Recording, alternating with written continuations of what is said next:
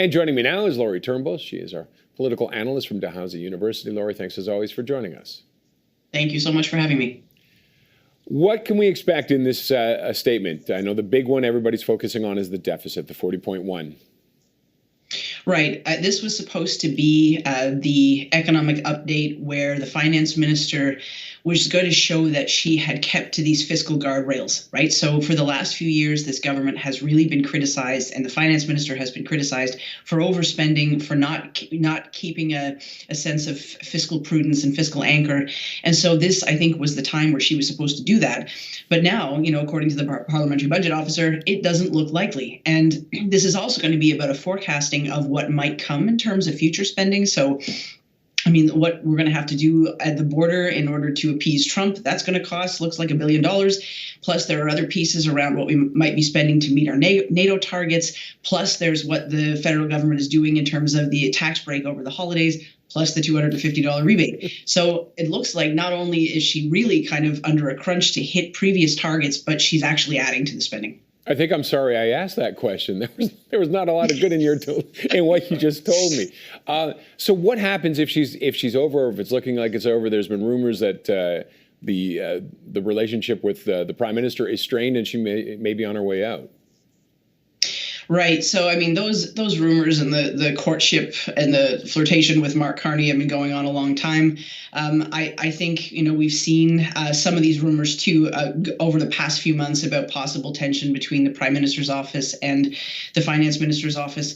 And it's interesting, like when these announcements, even, for example, just talking about the $250 rebate checks and the tax break over Christmas, part of those announcements was the sense that this was all done in haste, right? And perhaps the fact that the $250 check, for example, was only applying to workers who earn less than $150,000, not applying to seniors, not applying to people with disabilities. There's question about whether that was really meant to be the case, or whether this was just done in haste and it wasn't totally thought through. So even that, right, in the sense that this might have been rushed through, maybe the finance minister wasn't totally comfortable with it, it doesn't give us a great sense that there's a whole lot of good planning going on here. And so I think that's really allowed a political wedge for the NDP to come in and say, hey, if you guys didn't totally think this through, there's time for you to add seniors and people with disabilities to this rebate. And so that's why the two pieces have now been cut apart, right, where we saw the tax break go through, and then the checks still have to be dealt with. And do we read into anything that I think this is the third fall update that's happened in December in the last 20 years. Otherwise, they're normally in November. Does that tell us anything? Well, I think it tells us something about what's going on in Parliament right now. They have been jammed for most of the fall session because there is a back and forth primarily between the government and the Conservatives about this issue with the Green Fund and money that was, potentially misappropriated there, and conflict of interest. And this is all in the Auditor General's report.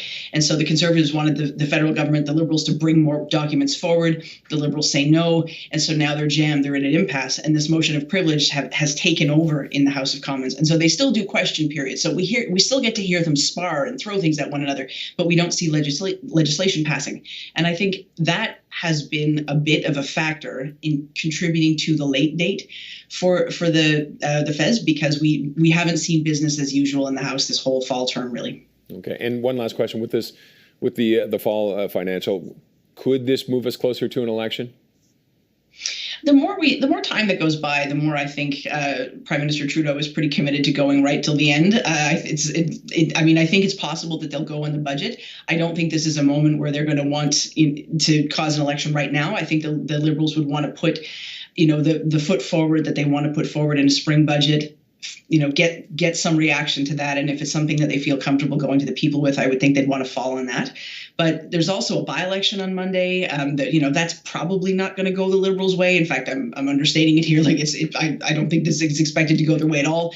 And so this whole Trump situation, I think, has taken some of the pressure off of Trudeau and his own career trajectory. People aren't asking as many questions about whether he's going to step aside, whether we're going to go to election. I think the only ones who really want an election now are the Conservatives. Okay. Lori, thank you as always for your insight.